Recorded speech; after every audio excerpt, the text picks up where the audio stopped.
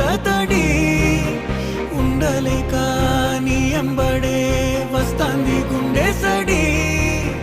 గురుదేవుడికా ఇంతటి శోకం